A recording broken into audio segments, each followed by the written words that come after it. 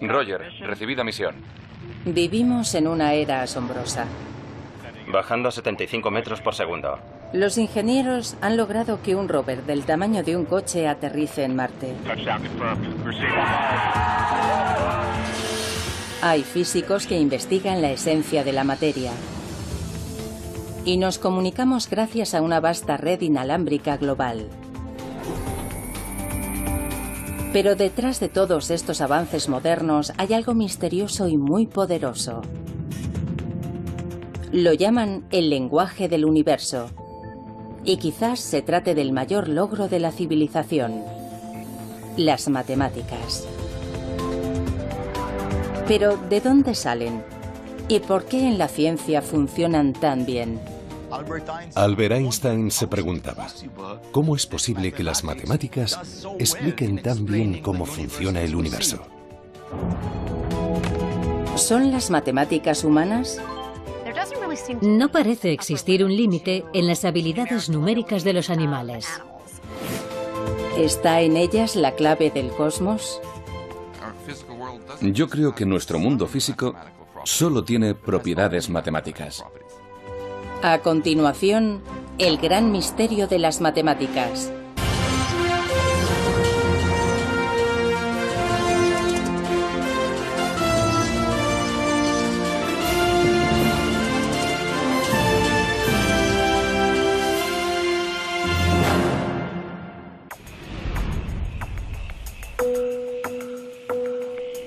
Los seres humanos han buscado siempre patrones en la naturaleza. Hace miles de años contemplaron las estrellas y descubrieron algo que llamaron constelaciones. Incluso creían que éstas controlaban nuestro destino. Observaron cómo el día daba paso a la noche y la noche al día, y cómo se sucedían las estaciones. A ese patrón lo llamamos tiempo. Vemos patrones simétricos en el cuerpo humano y en las rayas del tigre. Y los incorporamos en lo que creamos, desde el arte hasta nuestras ciudades. Pero, ¿qué nos dice eso a nosotros? ¿Por qué la forma espiral de la concha del Nautilus es tan similar a una galaxia o a la espiral que vemos cuando cortamos una col? Cuando los científicos quieren comprender los patrones de nuestro mundo, a menudo recurren a una poderosa herramienta: las matemáticas. Cuantifican sus observaciones y usan técnicas matemáticas para examinarlas, esperando descubrir las causas subyacentes en el ritmo de la naturaleza.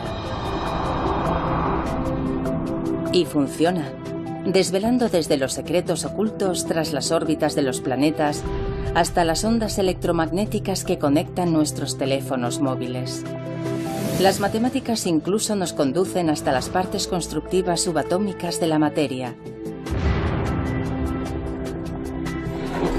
lo cual plantea una pregunta: ¿por qué funcionan? ¿Existe una naturaleza matemática inherente a la realidad? ¿O están en nuestra cabeza?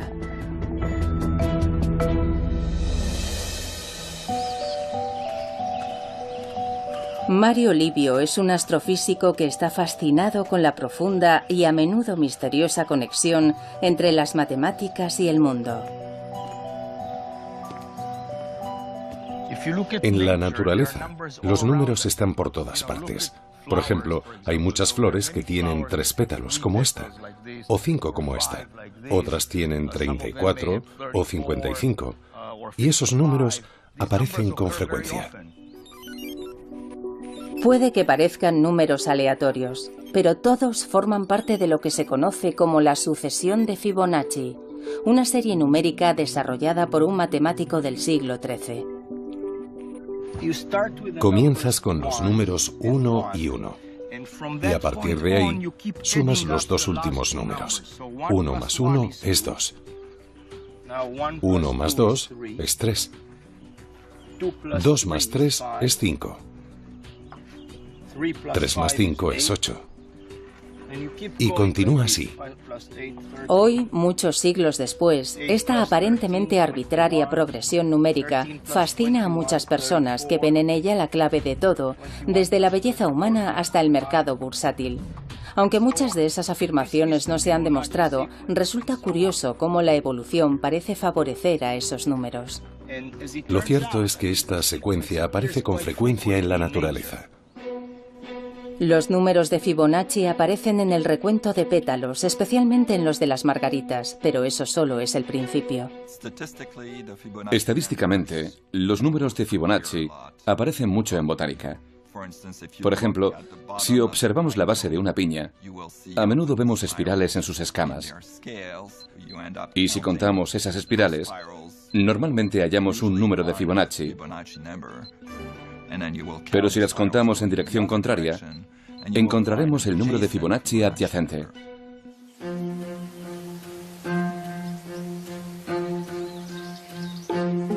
Hay dos grupos de espirales, y si contamos las espirales en cada dirección, ambas son números de Fibonacci. Aunque hay algunas teorías que explican la conexión botánica de Fibonacci, aún se siguen planteando preguntas fascinantes. ¿Saben matemáticas las plantas? La respuesta a esa pregunta es no. No necesitan saber matemáticas. En una forma muy simple y geométrica, las plantas, en muchos casos, disponen de una pequeña máquina que crea la secuencia de Fibonacci. Las misteriosas conexiones entre el mundo físico y las matemáticas son muy profundas. Todos conocemos el número pi, la relación entre la longitud de una circunferencia y su diámetro, y sabemos que sus dígitos decimales continúan hasta el infinito sin seguir un patrón repetitivo. Recientemente, en el año 2013, se calcularon 12,1 billones de dígitos, pero de alguna forma, pi es mucho más que eso. Pi aparece en un sinfín de fenómenos que no tienen aparentemente, al menos, nada que ver con circunferencias ni nada parecido. Sobre todo aparece bastante en la teoría de la probabilidad. Supongamos que cojo esta aguja. La longitud de la aguja es igual a la distancia entre las líneas que hay en esta hoja de papel. Y supongamos que dejo caer la aguja sobre el papel. A veces, cuando la aguja cae, atraviesa una línea. Otras veces cae sobre una línea.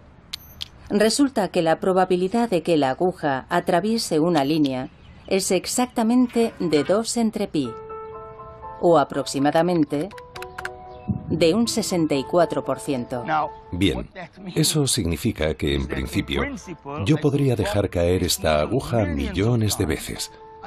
Podría contar las veces que atraviesa la línea y las que no. Y en realidad estaría calculando el número pi.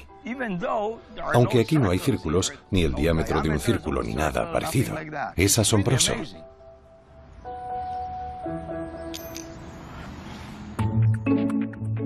Dado que pi relaciona un objeto redondo, un círculo, con otro recto, su diámetro, puede aparecer en los lugares más extraños.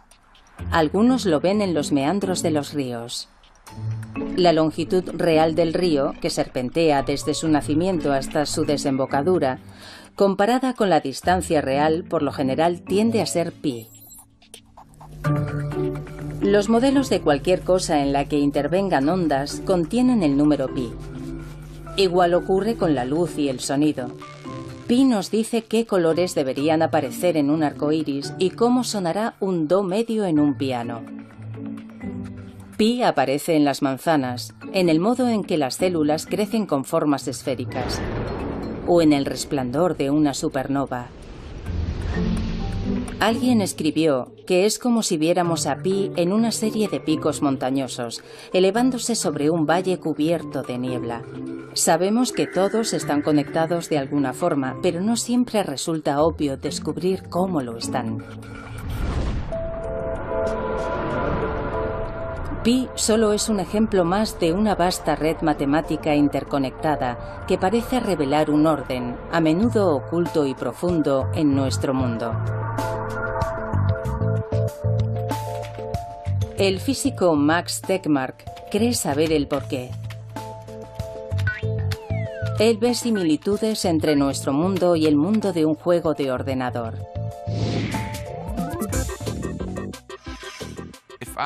Si yo fuera un personaje de un videojuego tan avanzado, en el cual yo tuviera conciencia, y empezara a explorar el mundo de ese videojuego, me sentiría como si viviera en un mundo real, hecho de materia física.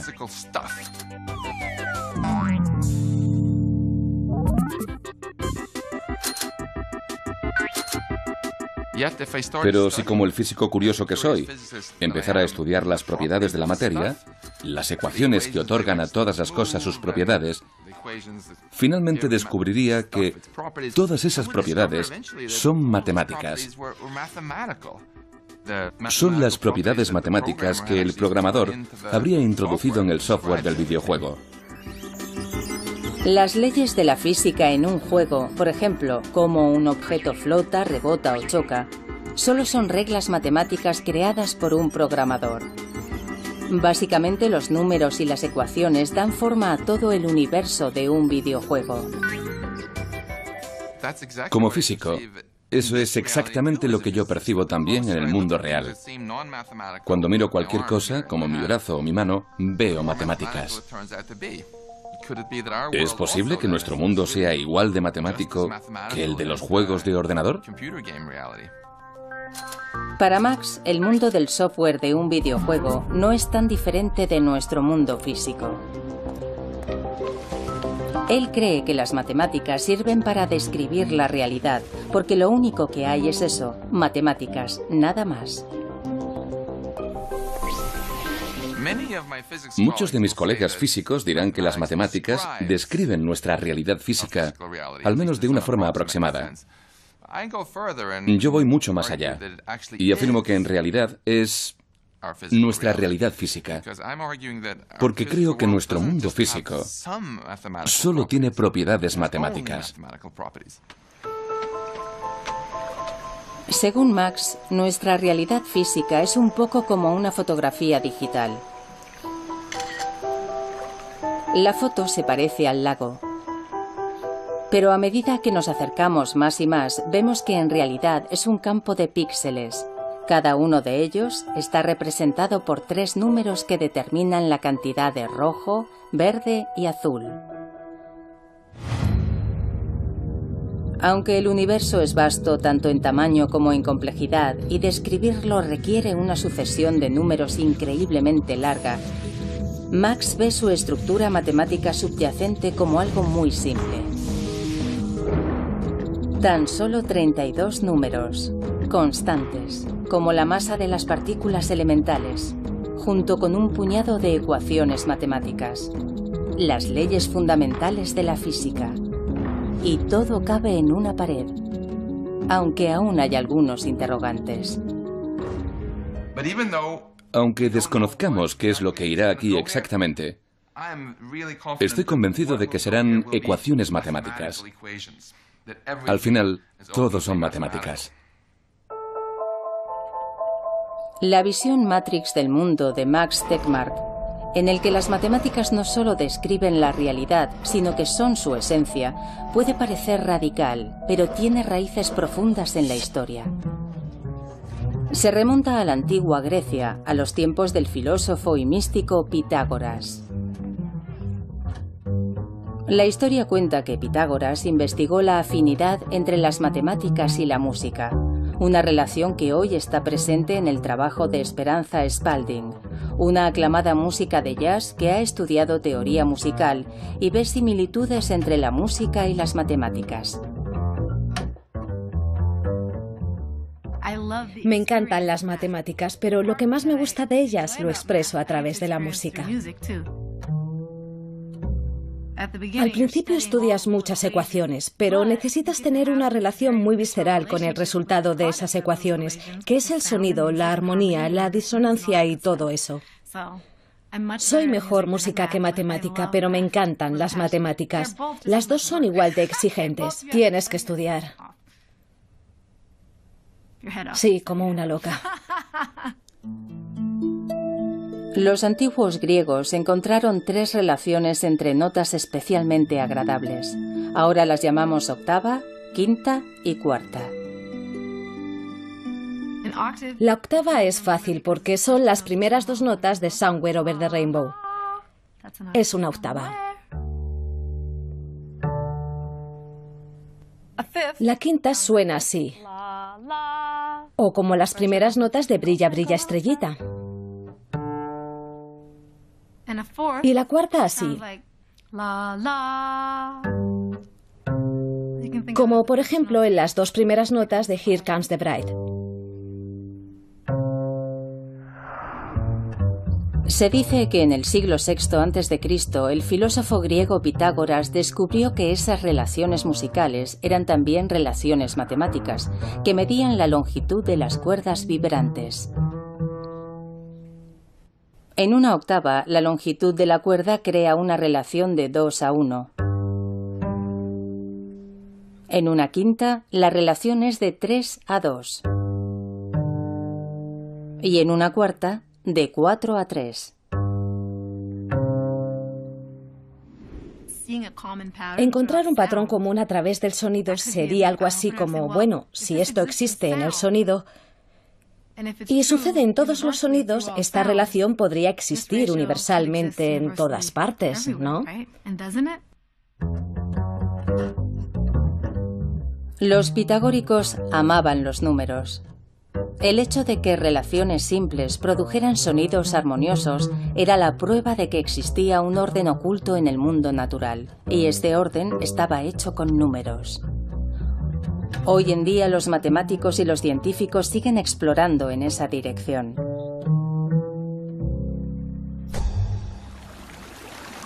De hecho, hay muchos otros fenómenos físicos que siguen relaciones simples.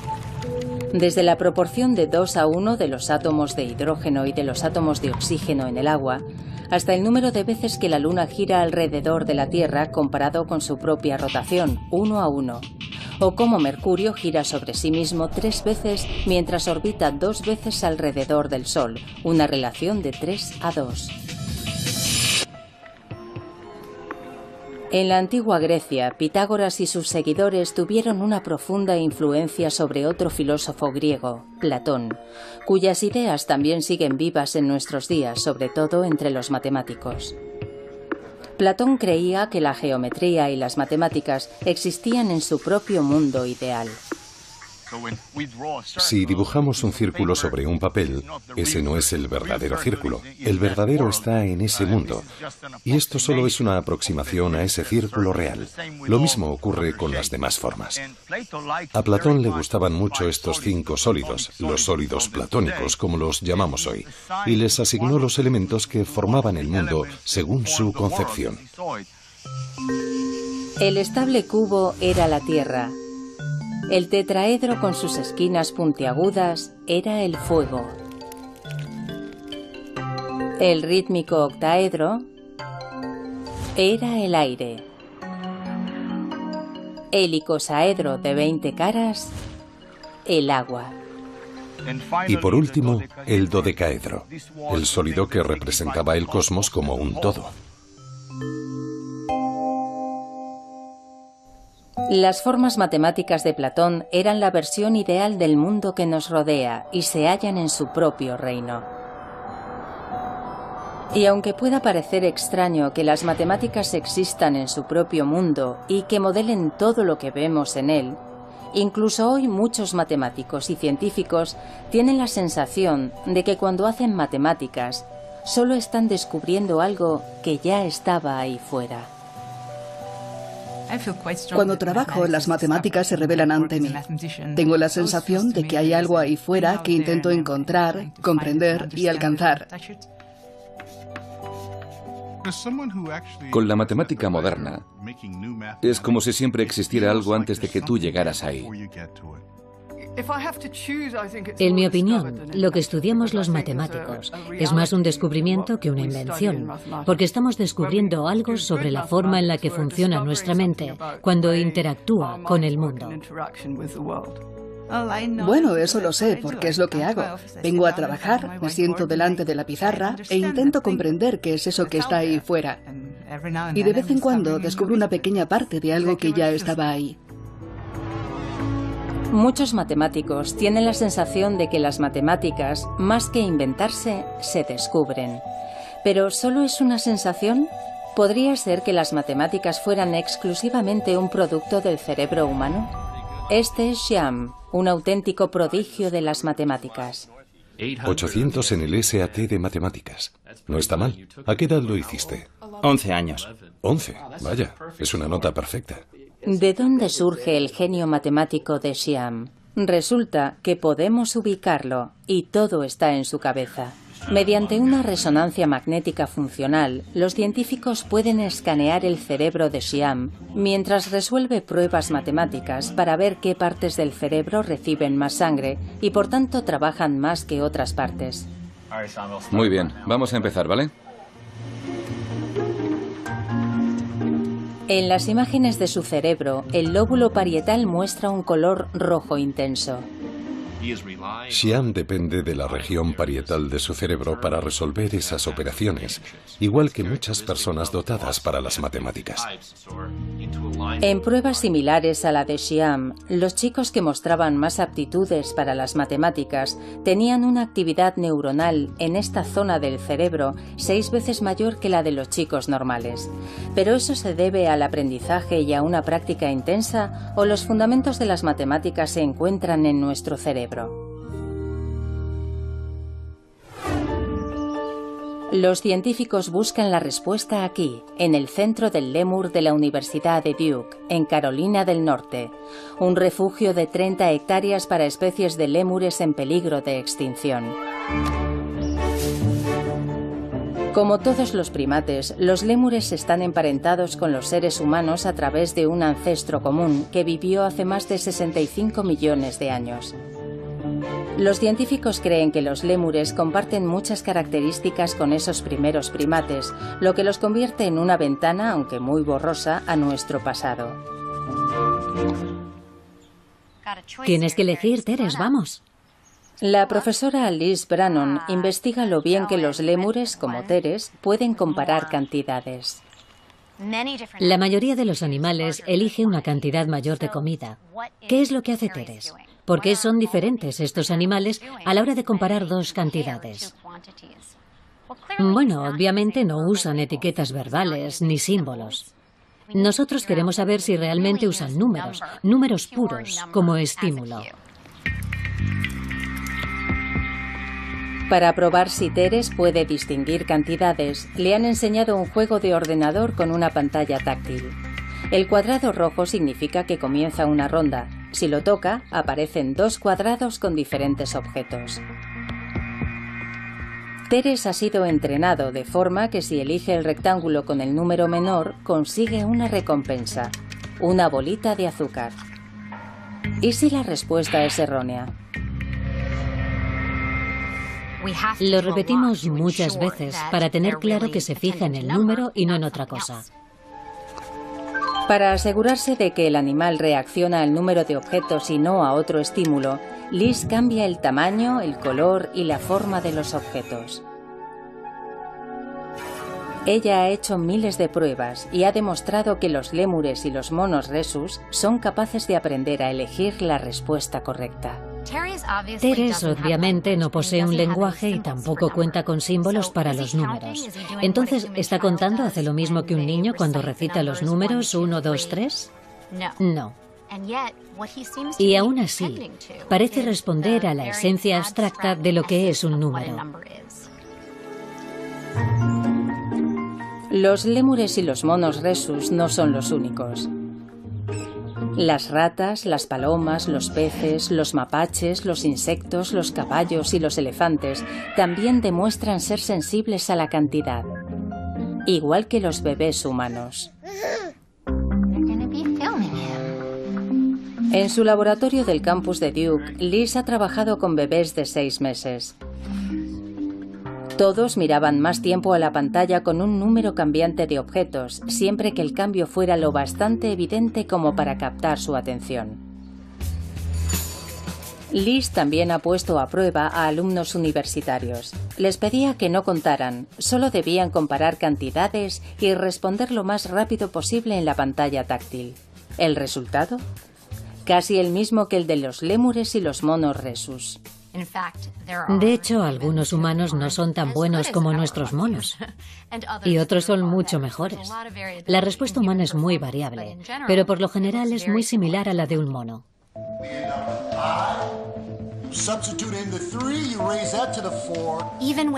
Incluso sin ningún tipo de educación matemática o sin el aprendizaje de términos numéricos o símbolos, todos los seres humanos seguiríamos teniendo un sentido numérico primitivo.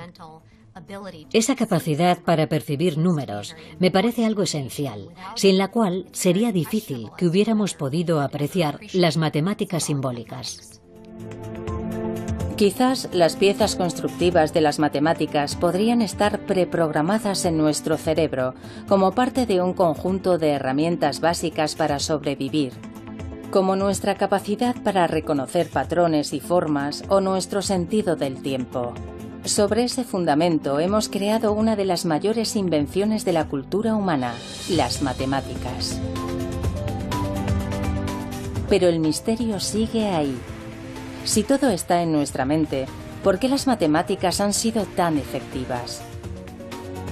A través de la ciencia, la tecnología y la ingeniería, han transformado el planeta y nos han permitido llegar incluso mucho más allá. Este es el laboratorio de reactores de propulsión de la NASA en Pasadena, California. Roger, recibida misión. Iniciando entrada. En 2012 lograron que un rover del tamaño de un coche aterrizara en Marte. Descendiendo a 75 metros por segundo. Aterrizaje confirmado.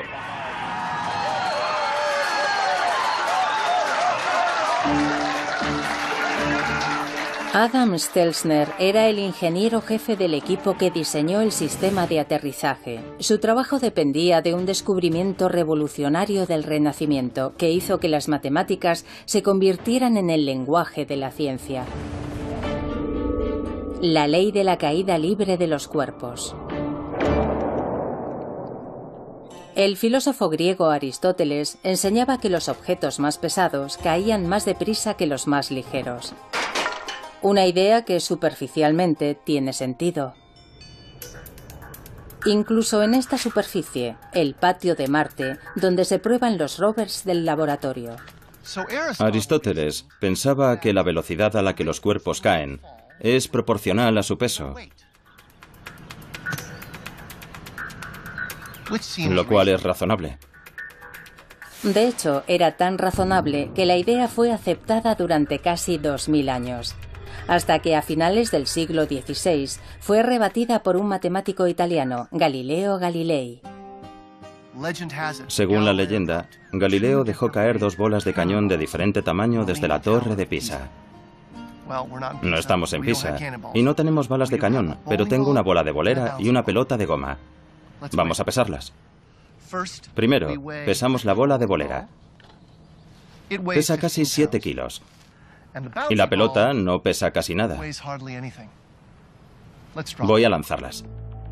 Según Aristóteles, la bola de bolera debería caer 15 veces más rápido que la pelota. Bueno, parece que caen a la misma velocidad. Pero esto no es lo bastante alto. Las tiraré desde más arriba.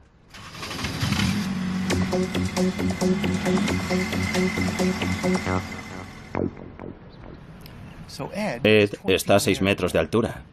Veamos si caen a la misma velocidad. ¿Listo? 3, 2, 1, ya.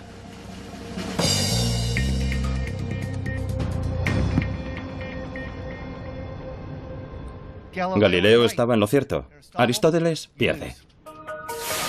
Dejar caer plumas y martillos es engañoso debido a la resistencia del aire. Bien, en mi mano izquierda tengo una pluma y en la derecha un martillo. En 1971, durante la misión del Apolo 15, esto se demostró en la Luna. Allí no hay aire. Ahora van a caer. ¿Qué les parece? Galileo tenía razón. Bola pequeña, bola grande. Aunque parece contrario a la lógica, si sacas el aire de la ecuación, todo cae a la misma velocidad, incluso Aristóteles. Pero lo que realmente le interesaba a Galileo era que un objeto que caía desde cierta altura no tardaba el doble en caer desde el doble de altura, sino que se aceleraba. Pero ¿cómo podía medir eso? Todo ocurría muy deprisa.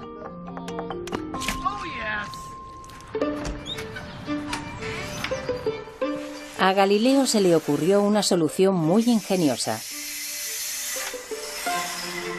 Construyó una rampa, un plano inclinado, para reducir el movimiento de caída y poder medirlo. Vamos a usar esta rampa para encontrar la relación entre la distancia y el tiempo. Para el tiempo usaré una unidad arbitraria, un Galileo. Un Galileo. La longitud de la rampa que la bola recorre durante un Galileo será la unidad de distancia. Tenemos una unidad de distancia en una unidad de tiempo. Ahora lo probaremos contando hasta 2. Un Galileo, 2 Galileos. En 2 unidades de tiempo, la bola ha recorrido 4 unidades de distancia. Ahora veamos lo lejos que llega en 3 Galileos. Un Galileo, 2 Galileos, 3 Galileos. En 3 unidades de tiempo, la bola ha recorrido 9 unidades de distancia. Bien, aquí está. Ya tenemos una relación matemática entre tiempo y distancia. El ingenioso uso de una rampa demostró que los objetos al caer siguen leyes matemáticas. La distancia que la bola recorre es directamente proporcional al tiempo al cuadrado. Esa relación que observó Galileo es una expresión matemática de la física de nuestro universo. La observación que Galileo realizó hace siglos acerca de los cuerpos que caen sigue siendo igual de válida hoy. Es la misma expresión matemática que podemos usar para entender cómo caen las cosas aquí en la Tierra, rodando por una rampa, o incluso para aterrizar el rover Curiosity en la superficie de Marte. Es el poder de las matemáticas. En la visión de Galileo, las matemáticas podían usarse como herramienta para desvelar y descubrir las reglas ocultas de nuestro mundo. Más tarde escribió: "El universo está escrito en lenguaje matemático". Las matemáticas son el lenguaje con el que comprendemos el universo. No sabemos cuál es la razón por la que las leyes de la física y el universo siguen modelos matemáticos, pero es así. Mientras Galileo convertía ecuaciones matemáticas en leyes científicas, otro hombre que nació justo el año en que murió Galileo llevó todo esto a lo más alto del firmamento. Se llamaba Isaac Newton. Y trabajó aquí, en el Trinity College de Cambridge, Inglaterra. Se dice que Newton era un genio solitario, y aquí, en la bolera del jardín del Trinity College, solía caminar arriba y abajo, meditabundo y absorto, dibujando diagramas matemáticos en la gravilla. Cuentan que sus colegas recibieron instrucciones para que no le molestaran ni removieran la gravilla por donde él había pasado, por si acaso, sin darse cuenta, borraban algún importante descubrimiento científico o matemático. En 1687, Newton publicó un libro que se convertiría en un hito de la historia de la ciencia. Hoy se conoce simplemente como Principia. En él, Newton recogía observaciones realizadas en todo el mundo y usaba las matemáticas para explicarlas. Por ejemplo, cómo durante el otoño de 1680 se vio un cometa en el cielo. Newton reunió datos de todo el mundo para reconstruir el camino del cometa. El 19 de noviembre comenzaba con una observación hecha en Cambridge, Inglaterra, a las 4:30 de la mañana. Y luego hay otra a las 5 de la mañana, en Boston, Nueva Inglaterra. Newton acumulaba datos recogidos por observadores repartidos por todo el mundo para reconstruir, con cálculos de una precisión sin precedentes, el recorrido de ese gran cometa por el firmamento.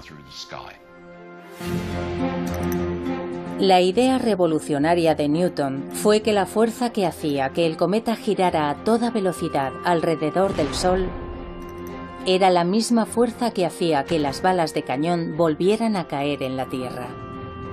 Era la misma fuerza oculta tras la ley de los cuerpos que caen de Galileo, que también hacía que los planetas se mantuvieran en su órbita. Newton llamó a esa fuerza gravedad y la describió con precisión en una ecuación sorprendentemente sencilla que explica cómo dos masas se atraen mutuamente tanto aquí, en la Tierra, como en el firmamento.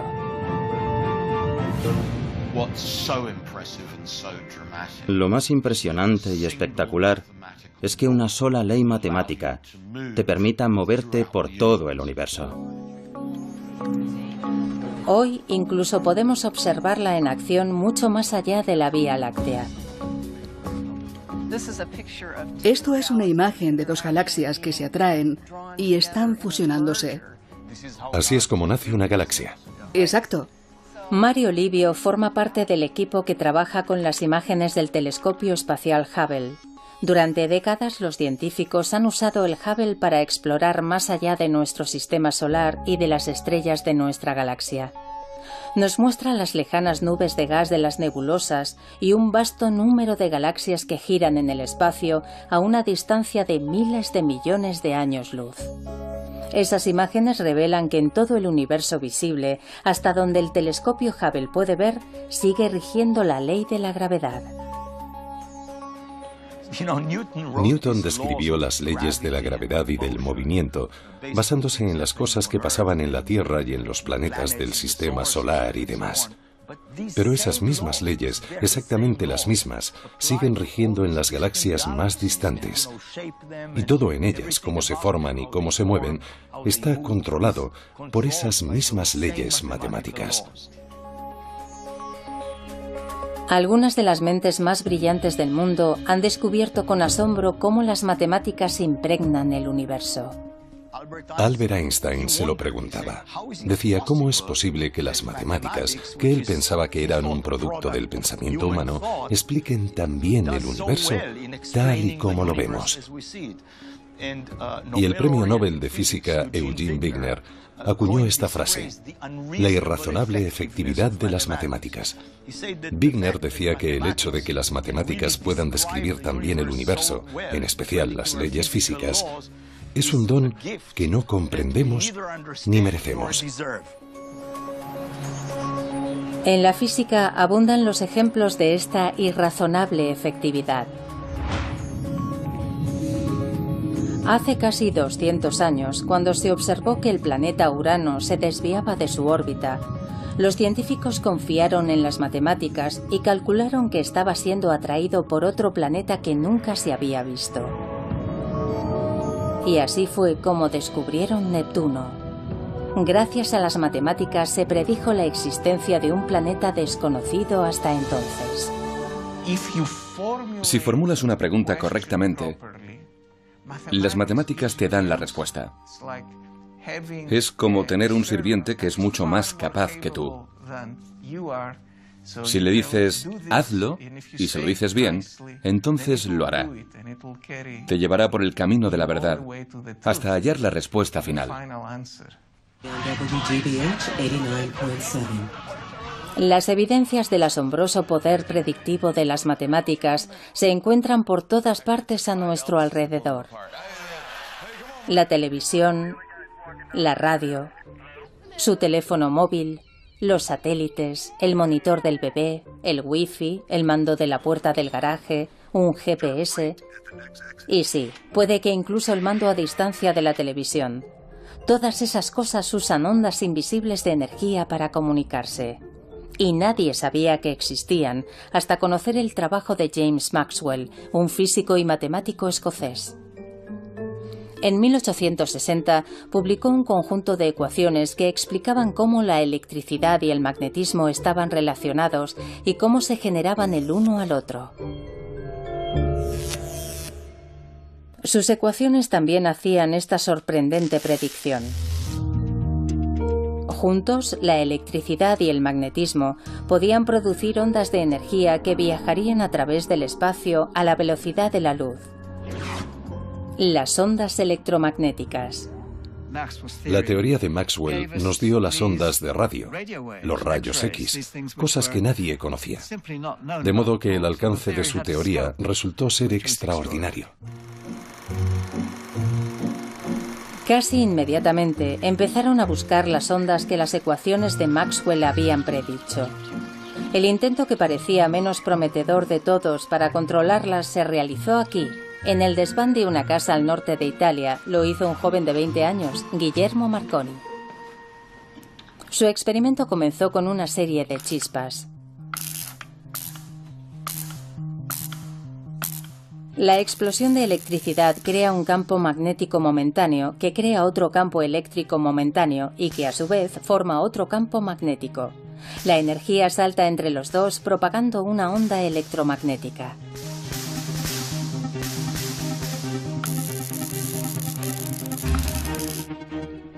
Marconi ideó su sistema para que funcionara en un interior, pero luego lo amplió.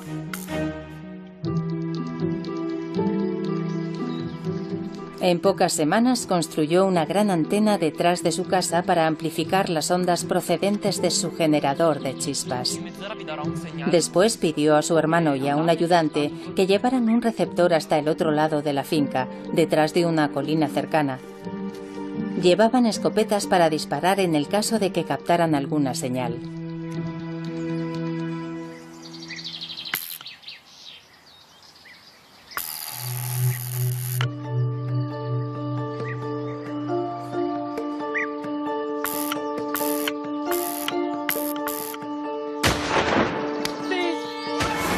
Y funcionó.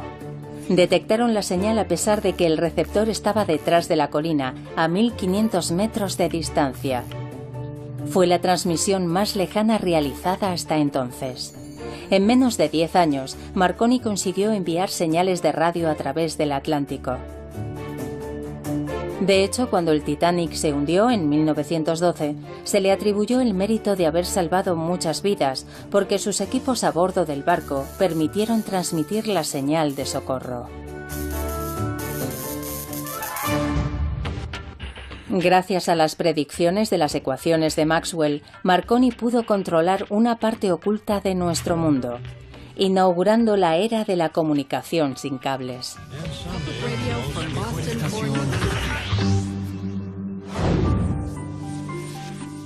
Desde Maxwell y Marconi, las evidencias de la capacidad predictiva de las matemáticas no han hecho más que aumentar, especialmente en el mundo de la física. Hace prácticamente 100 años no sabíamos que existían los átomos. Se necesitaron muchos experimentos para descubrir sus componentes, el electrón, el protón y el neutrón. Pero cuando los físicos quisieron profundizar, las matemáticas iban en cabeza, revelando finalmente un auténtico zoo de partículas elementales. Descubrimientos que hoy continúan en el CERN, la Organización Europea para la Investigación Nuclear, en Ginebra, Suiza. Actualmente es más conocido por su gran colisionador de hadrones, un acelerador de partículas circular de 27 kilómetros construido bajo tierra. Este proyecto de 10.000 millones de dólares tiene un objetivo bien conocido: encontrar uno de los bloques constructivos fundamentales del universo. Una partícula subatómica cuya existencia predijeron matemáticamente hace casi 50 años Robert Brout y François Englert en Bélgica y Peter Higgs en Escocia. Peter Higgs reunió las ecuaciones de la física más avanzadas que teníamos y tras muchos cálculos se dijo: Si construimos una máquina lo bastante sofisticada como para hacer que las partículas choquen entre sí a una velocidad próxima a la de la luz, descubriremos una nueva partícula. El descubrimiento de la partícula de Higgs sería la prueba del campo de Higgs, una melaza cósmica que es el material de la masa de nuestro mundo, lo que habitualmente experimentamos como peso. Sin masa, todo viajaría a la velocidad de la luz y nunca se combinaría formando átomos. Eso es lo que convierte al campo de Higgs en una parte fundamental de la física. Y por eso llaman a la partícula de Higgs partícula de Dios. En 2012 se pudo constatar la veracidad del trabajo realizado por Peter Higgs y sus colegas hace unas décadas. Los experimentos del CERN confirmaron la existencia de la partícula de Higgs.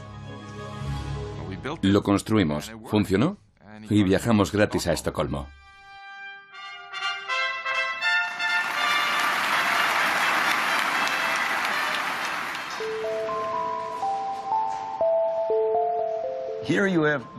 Eran teorías matemáticas que hacían predicciones muy exactas sobre la posible existencia de algunas partículas fundamentales en la naturaleza. Y lo creas o no, se hicieron experimentos y se descubrieron las partículas que las matemáticas habían predicho. Para mí es algo asombroso. ¿Por qué funciona y por qué son las matemáticas tan poderosas? ¿Son una verdad de la naturaleza o tienen algo que ver con la forma en la que nosotros, los seres humanos, percibimos la naturaleza? Para mí es un rompecabezas fascinante. Yo no conozco la respuesta. En la física, las matemáticas tienen un amplio historial de éxitos. ¿Pero son irrazonablemente efectivas? No todo el mundo piensa igual. En mi opinión es una ilusión. Creo que lo que ha pasado es que han optado por construir la física usando las matemáticas que se habían practicado y desarrollado históricamente. Luego lo miran todo y eligen algo que se puede estudiar usando las matemáticas que conocemos. Pero en realidad hay un vasto océano de otras cosas que son realmente inaccesibles para esos métodos. Con el éxito de los modelos matemáticos en la física, es fácil ignorar cuándo no funcionan tan bien, como por ejemplo, en la predicción del tiempo. Hay una razón por la que los meteorólogos predicen el tiempo para la siguiente semana, pero no mucho más allá. En predicciones más a largo plazo, los pequeños errores se convierten en grandes errores. La previsión diaria es demasiado compleja y caótica para obtener modelos precisos, y no es la única. Lo mismo sucede con el agua que hierve en el fuego, con el mercado bursátil, con la interacción de las neuronas en el cerebro, con gran parte de la psicología humana y en muchas partes de la biología. Los sistemas biológicos y los económicos resultan difíciles de estudiar con las matemáticas. Tenemos muchas dificultades para hacerlo. Por eso yo no veo las matemáticas irrazonablemente efectivas, sino razonablemente inefectivas. Quizá nadie sea más consciente del poder y de las limitaciones de las matemáticas que quienes las usan para diseñar y construir cosas, los ingenieros. Mira esas ruedas.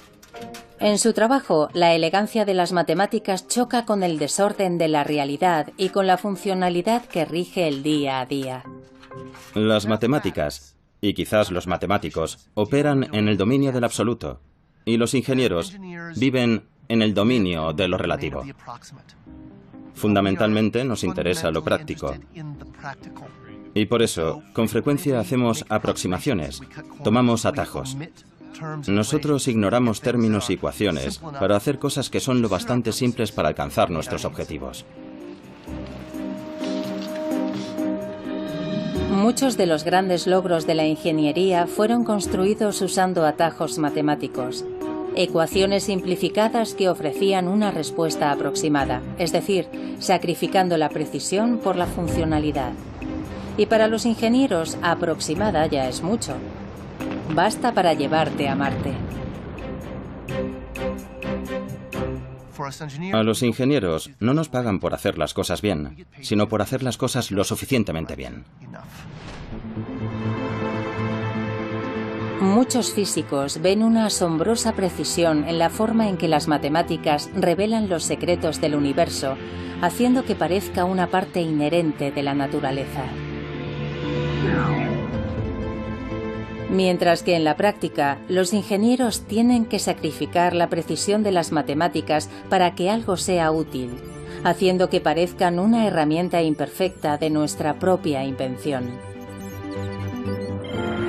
Entonces, ¿qué son las matemáticas? ¿Forman parte del universo o son una invención humana? Puede que ambas cosas.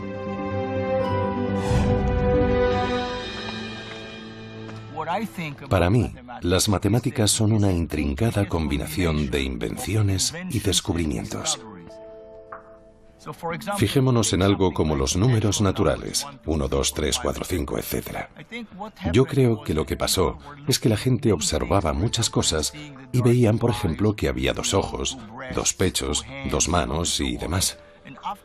Y tras algún tiempo, de todo eso abstrajeron el número 2. Según Mario, 2 se convirtió en un concepto inventado, como el resto de los números naturales. Pero después la gente descubrió que esos números tenían todo tipo de intrincadas relaciones. Eso eran descubrimientos. Inventamos el concepto y después descubrimos las relaciones entre los diferentes conceptos. Entonces, ¿esa es la respuesta? ¿Son las matemáticas un invento y también un descubrimiento? Es una pregunta con 2 respuestas. Sí, parece que ya estaba ahí. Y sí, es algo que surge de la naturaleza creativa más profunda del ser humano. Puede que tengamos alguna idea sobre cómo funciona todo esto, pero no conocemos todas las respuestas. Al final, sigue siendo el gran misterio de las matemáticas.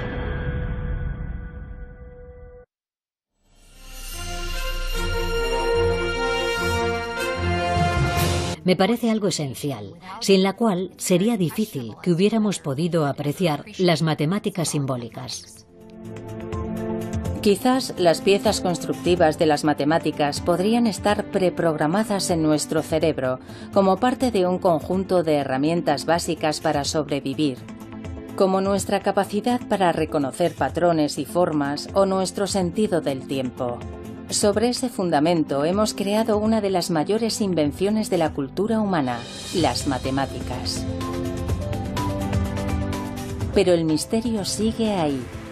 Si todo está en nuestra mente, ¿por qué las matemáticas han sido tan efectivas? A través de la ciencia, la tecnología y la ingeniería, han transformado el planeta y nos han permitido llegar incluso mucho más allá.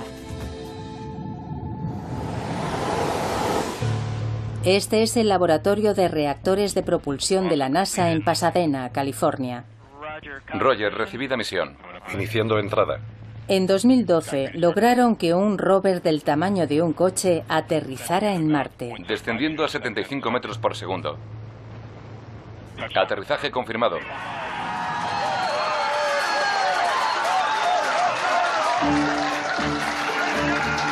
Adam Stelzner era el ingeniero jefe del equipo que diseñó el sistema de aterrizaje. Su trabajo dependía de un descubrimiento revolucionario del Renacimiento que hizo que las matemáticas se convirtieran en el lenguaje de la ciencia.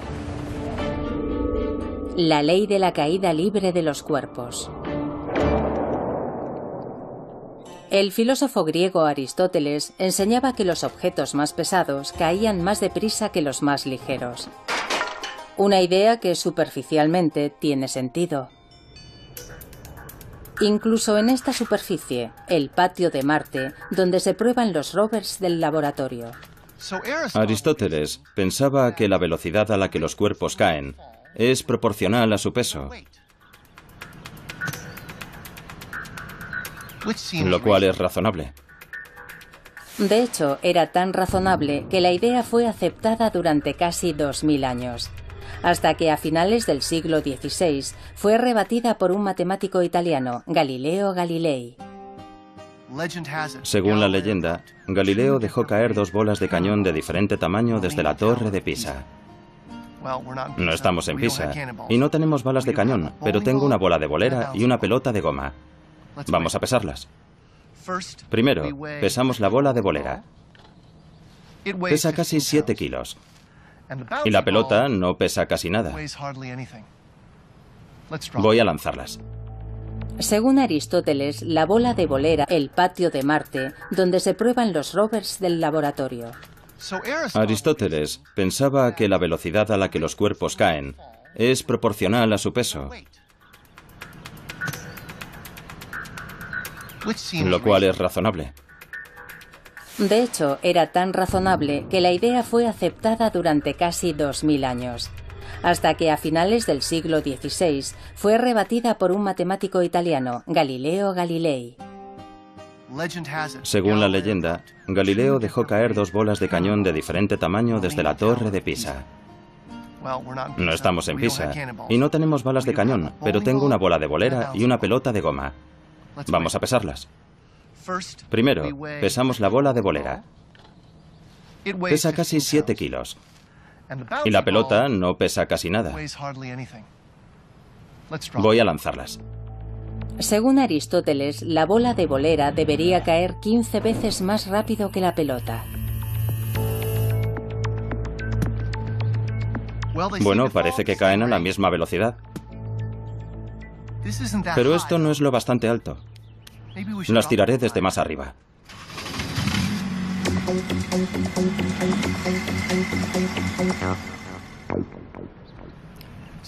Ed está a 6 metros de altura. Veamos si caen a la misma velocidad. ¿Listo? 3, 2, 1, ya.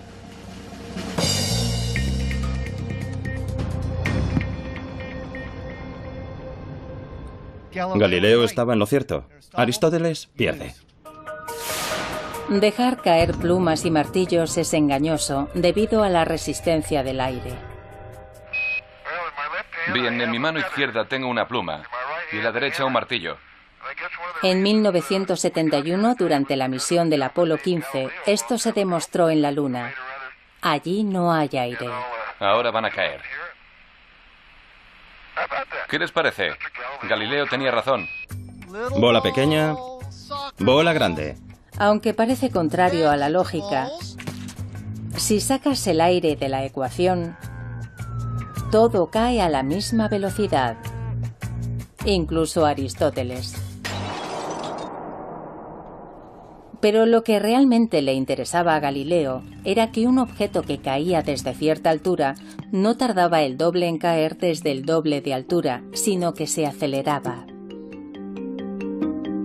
Pero ¿cómo podía medir eso? Todo ocurría muy deprisa.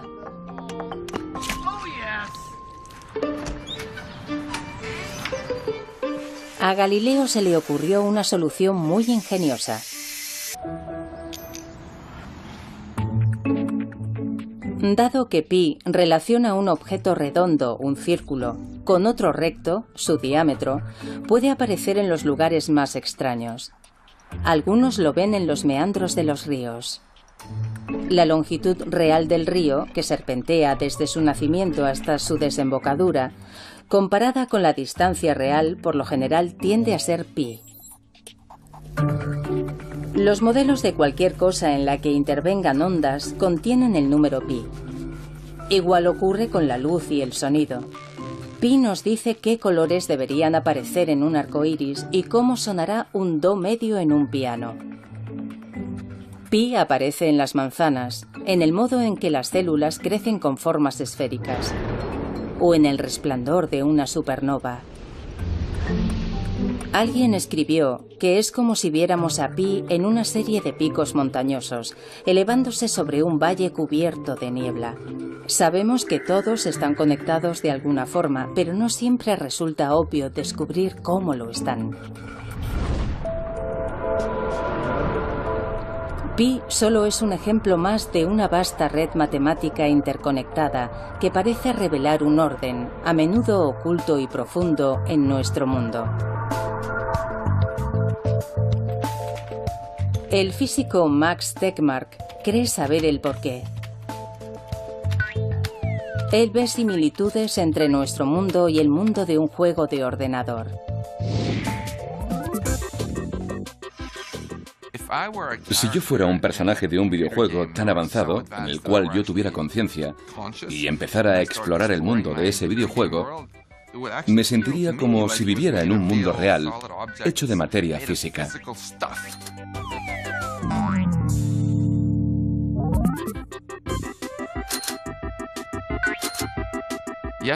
Pero si, como el físico curioso que soy, empezara a estudiar las propiedades de la materia, las ecuaciones que otorgan a todas las cosas sus propiedades, finalmente descubriría que todas esas propiedades son matemáticas. Son las propiedades matemáticas que el programador habría introducido en el software del videojuego. Las leyes de la física en un juego, por ejemplo, cómo un objeto flota, rebota o choca, solo son reglas matemáticas creadas por un programador. Básicamente, los números y las ecuaciones dan forma a todo el universo de un videojuego. Como físico, eso es exactamente lo que yo percibo también en el mundo real. Cuando miro cualquier cosa, como mi brazo o mi mano, veo matemáticas. En una octava, la longitud de la cuerda crea una relación de 2:1. En una quinta, la relación es de 3:2. Y en una cuarta, de 4:3. Encontrar un patrón común a través del sonido sería algo así como, bueno, si esto existe en el sonido y sucede en todos los sonidos, esta relación podría existir universalmente en todas partes, ¿no? Los pitagóricos amaban los números. El hecho de que relaciones simples produjeran sonidos armoniosos era la prueba de que existía un orden oculto en el mundo natural, y este orden estaba hecho con números. Hoy en día los matemáticos y los científicos siguen explorando en esa dirección.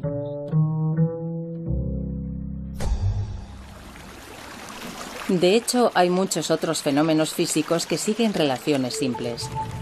Desde la proporción de 2:1 de los átomos de hidrógeno y de los átomos de oxígeno en el agua, hasta el número de veces que la Luna gira alrededor de la Tierra comparado con su propia rotación, 1:1.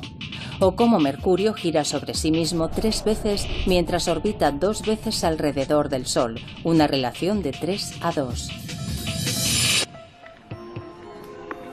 En la antigua Grecia, Pitágoras y sus seguidores tuvieron una profunda influencia sobre otro filósofo griego, Platón, cuyas ideas también siguen vivas en nuestros días, sobre todo entre los matemáticos.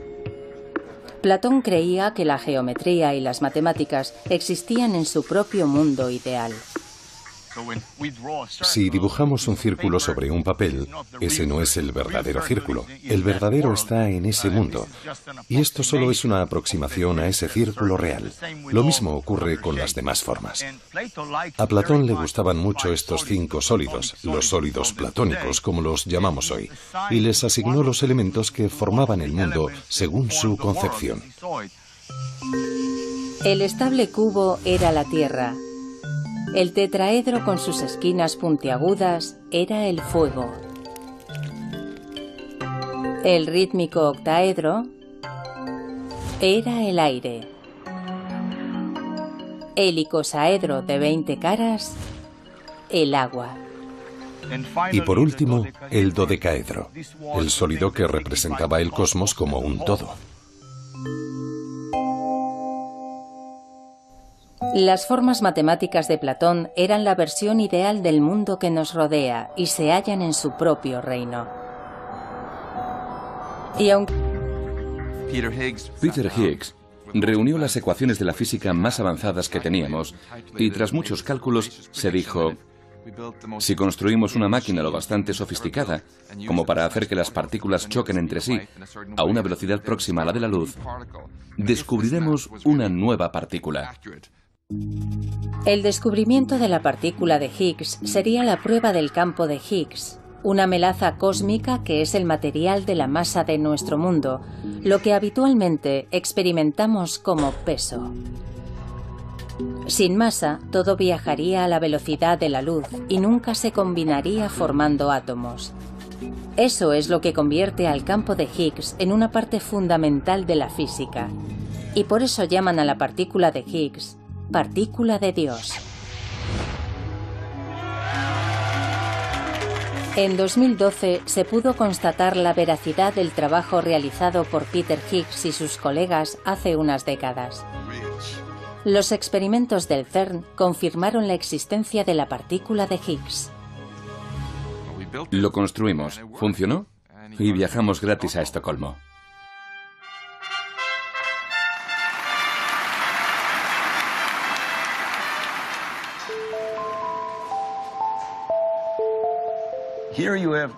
Eran teorías matemáticas que hacían predicciones muy exactas sobre la posible existencia de algunas partículas fundamentales en la naturaleza.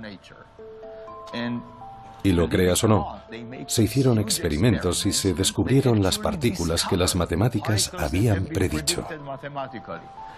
Para mí es algo asombroso. ¿Por qué funciona y por qué son las matemáticas tan poderosas? ¿Son una verdad de la naturaleza o tienen algo que ver con la forma en la que nosotros, los seres humanos, percibimos la naturaleza? Para mí es un rompecabezas fascinante. Yo no conozco la respuesta. En la física, las matemáticas tienen un amplio historial de éxitos. ¿Pero son irrazonablemente efectivas? No todo el mundo piensa igual. En mi opinión es una ilusión. Creo que lo que ha pasado es que han optado por construir la física usando las matemáticas que se habían practicado y desarrollado históricamente. Luego lo miran todo y eligen algo que se puede estudiar usando las matemáticas que conocemos. Pero en realidad hay un vasto océano de otras cosas que son realmente inaccesibles para esos métodos. Con el éxito de los modelos matemáticos en la física, es fácil ignorar cuándo no funcionan tan bien, como por ejemplo, en la predicción del tiempo. Para mí es algo asombroso. ¿Por qué funciona y por qué son las matemáticas tan poderosas? ¿Son una verdad de la naturaleza o tienen algo que ver con la forma en la que nosotros, los seres humanos, percibimos la naturaleza?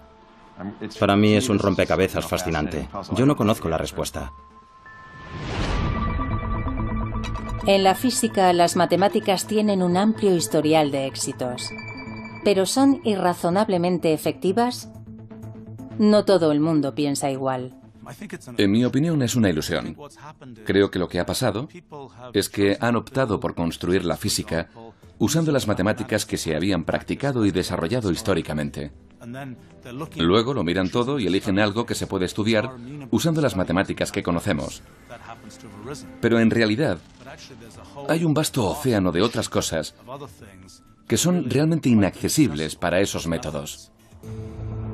Con el éxito de los modelos matemáticos en la física, es fácil ignorar cuándo no funcionan tan bien, como por ejemplo, en la predicción del tiempo.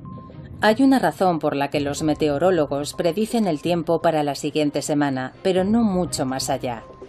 En predicciones más a largo plazo, los pequeños errores se convierten en grandes errores. La previsión diaria es demasiado compleja y caótica para obtener modelos precisos, y no es la única. Lo mismo sucede con el agua que hierve en el fuego, con el mercado bursátil, con la interacción de las neuronas en el cerebro, con gran parte de la psicología humana y en muchas partes de la biología. Los sistemas biológicos y los económicos resultan difíciles de estudiar con las matemáticas. Tenemos muchas dificultades para hacerlo. Por eso yo no veo las matemáticas irrazonablemente efectivas, sino razonablemente inefectivas.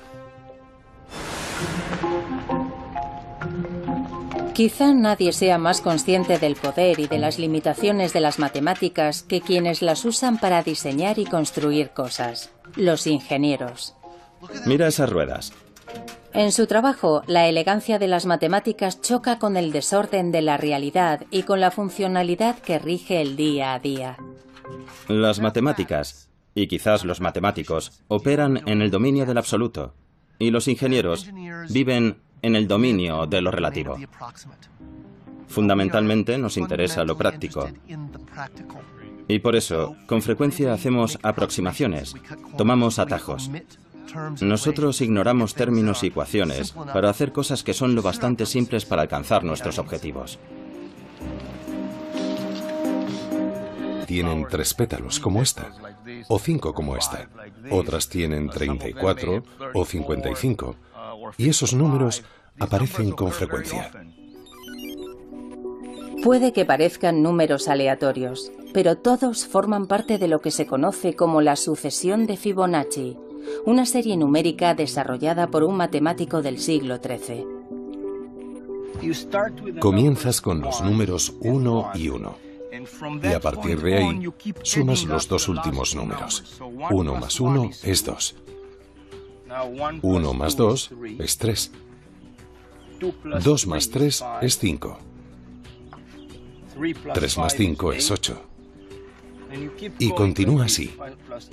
Hoy, muchos siglos después, esta aparentemente arbitraria progresión numérica fascina a muchas personas que ven en ella la clave de todo, desde la belleza humana hasta el mercado bursátil.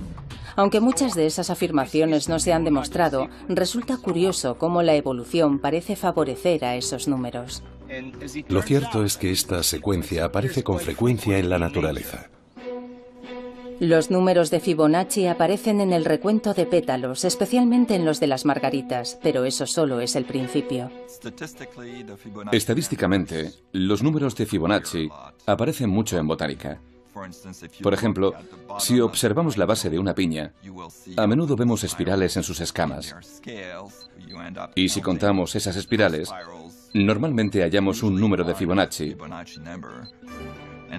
Pero si las contamos en dirección contraria, encontraremos el número de Fibonacci adyacente.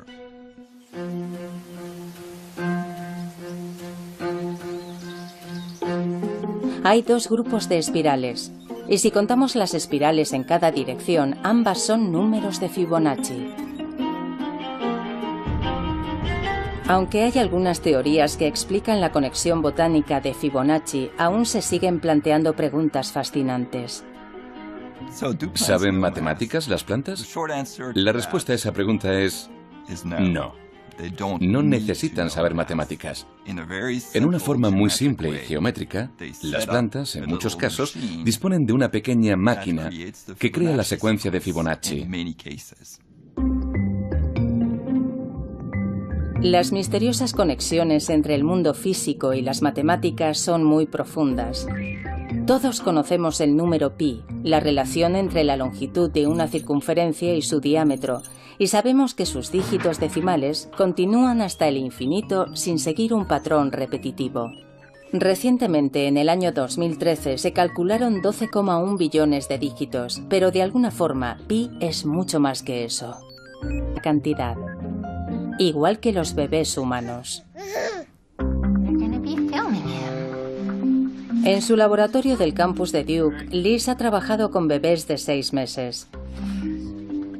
Todos miraban más tiempo a la pantalla con un número cambiante de objetos, siempre que el cambio fuera lo bastante evidente como para captar su atención. Liz también ha puesto a prueba a alumnos universitarios. Les pedía que no contaran, solo debían comparar cantidades y responder lo más rápido posible en la pantalla táctil. ¿El resultado? Casi el mismo que el de los lémures y los monos rhesus. De hecho, algunos humanos no son tan buenos como nuestros monos, y otros son mucho mejores. La respuesta humana es muy variable, pero por lo general es muy similar a la de un mono.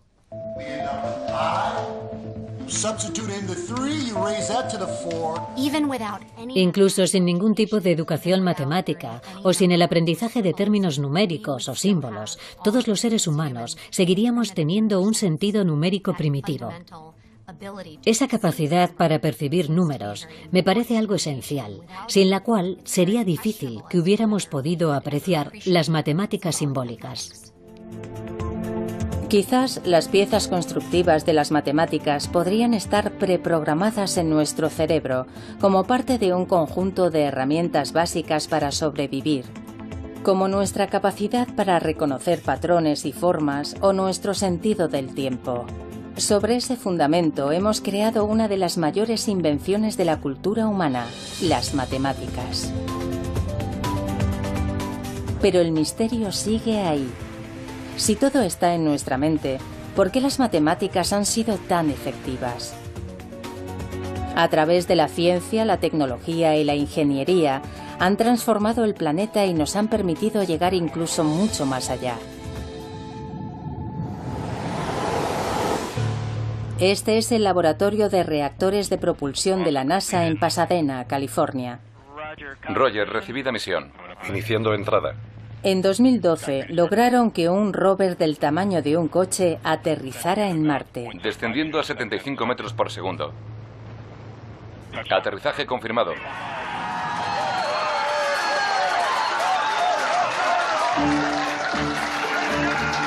Adam Stelzner era el ingeniero jefe del equipo que diseñó el sistema de aterrizaje. Su trabajo dependía de un descubrimiento revolucionario del Renacimiento que hizo que las matemáticas se convirtieran en el lenguaje de la ciencia.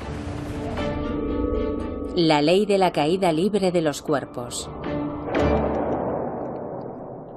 El filósofo griego Aristóteles. Galileo dejó caer 2 bolas de cañón de diferente tamaño desde la torre de Pisa. No estamos en Pisa y no tenemos balas de cañón, pero tengo una bola de bolera y una pelota de goma. Vamos a pesarlas. Primero, pesamos la bola de bolera. Pesa casi 7 kilos. Y la pelota no pesa casi nada. Voy a lanzarlas. Según Aristóteles, la bola de bolera debería caer 15 veces más rápido que la pelota. Bueno, parece que caen a la misma velocidad. Pero esto no es lo bastante alto. Las tiraré desde más arriba.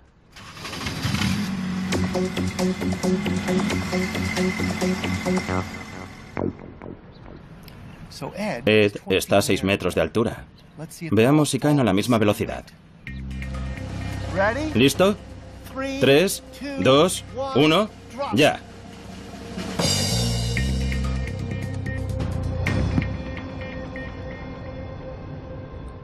Galileo estaba en lo cierto. Aristóteles pierde. Dejar caer plumas y martillos es engañoso debido a la resistencia del aire. Bien, en mi mano izquierda tengo una pluma y en la derecha un martillo. En 1971, durante la misión del Apolo 15, esto se demostró en la Luna. Allí no hay aire. Ahora van a caer. ¿Qué les parece? Galileo tenía razón. Bola pequeña, bola grande. Aunque parece contrario a la lógica, si sacas el aire de la ecuación, todo cae a la misma velocidad, incluso Aristóteles.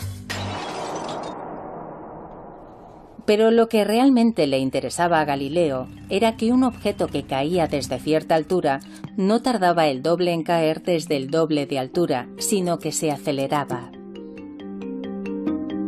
Pero ¿cómo podía medir eso? Todo ocurría muy deprisa.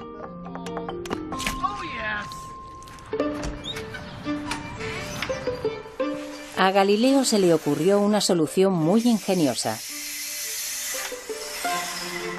Construyó una rampa, un plano inclinado, para reducir el movimiento de caída y poder medirlo. Vamos a usar esta rampa para encontrar la relación entre la distancia y el tiempo. Para el tiempo usaré una unidad arbitraria, un Galileo. Un Galileo. La longitud de la rampa que la bola recorre. Esta secuencia aparece con frecuencia en la naturaleza. Los números de Fibonacci aparecen en el recuento de pétalos, especialmente en los de las margaritas, pero eso solo es el principio. Estadísticamente, los números de Fibonacci aparecen mucho en botánica. Por ejemplo, si observamos la base de una piña, a menudo vemos espirales en sus escamas. Y si contamos esas espirales, normalmente hallamos un número de Fibonacci. Pero si las contamos en dirección contraria, encontraremos el número de Fibonacci adyacente.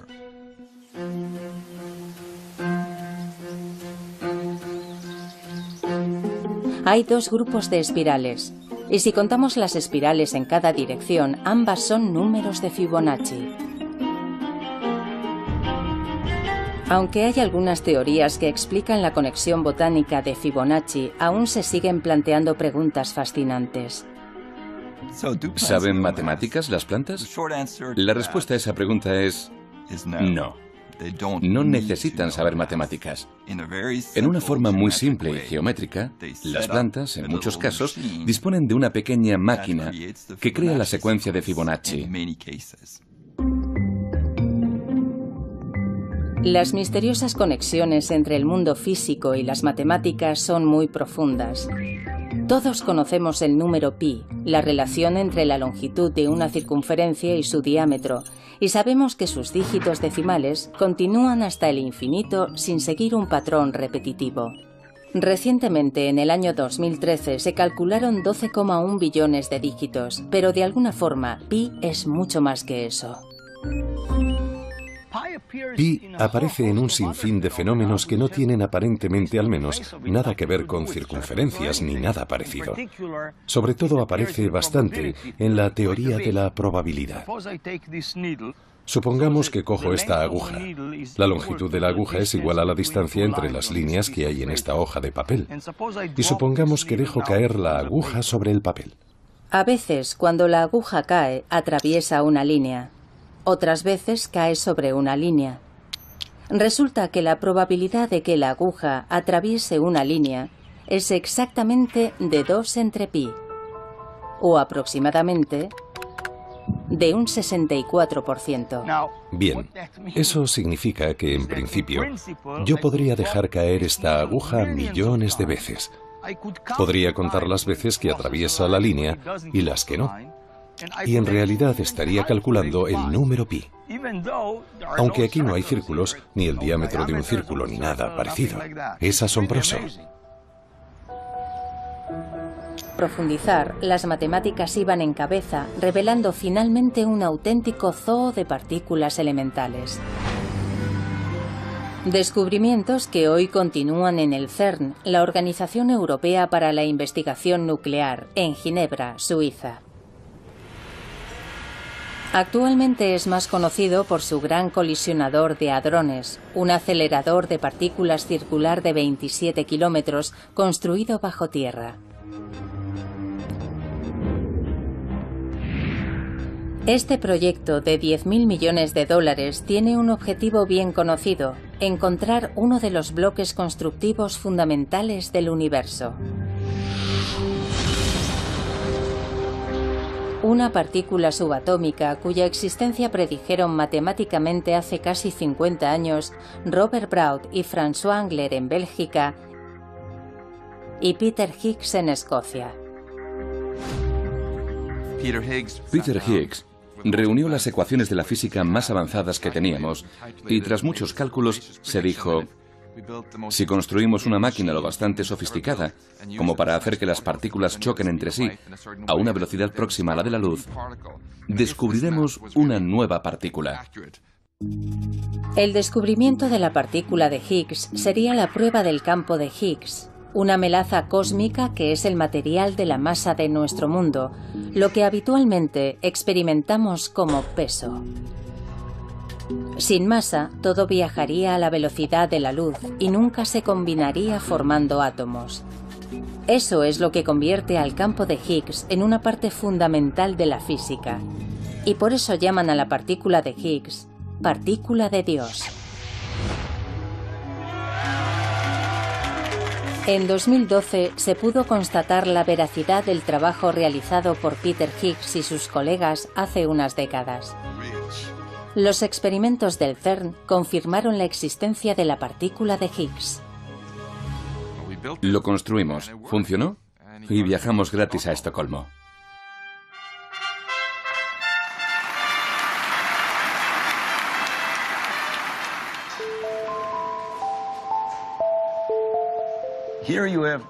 Eran teorías matemáticas que hacían predicciones muy exactas sobre la posible existencia de algunas partículas fundamentales en la naturaleza.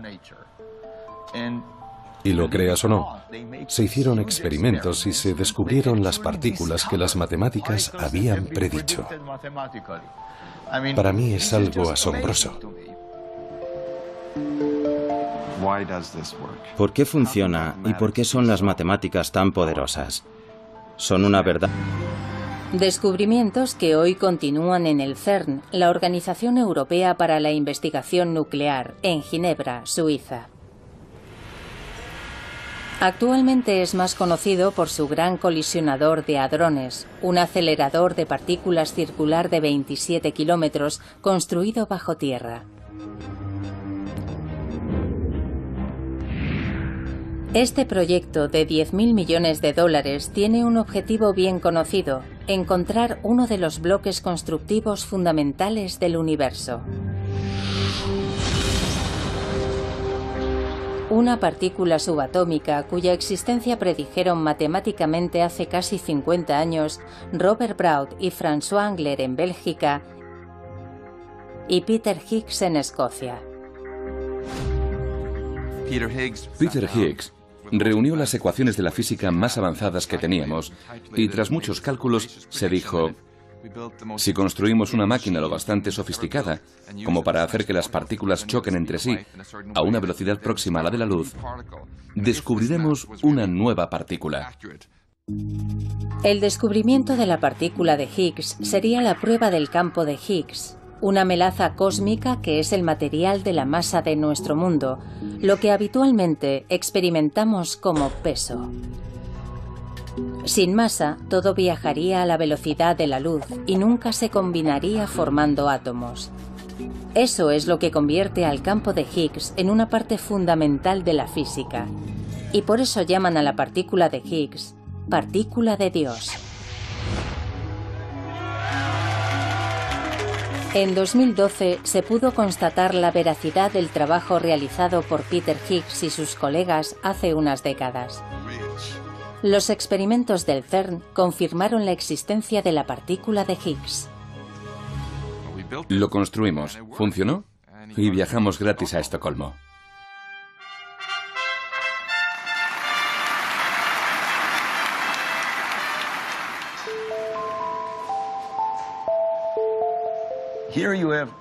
Eran teorías matemáticas que hacían predicciones muy exactas sobre la posible existencia de algunas partículas fundamentales en la naturaleza. Y lo creas o no, se hicieron experimentos y se descubrieron las partículas que las matemáticas habían predicho. Para mí es algo asombroso. ¿Por qué funciona y por qué son las matemáticas tan poderosas? ¿Son una verdad de la naturaleza o tienen algo que ver con la forma en la que nosotros, los seres humanos, percibimos la naturaleza?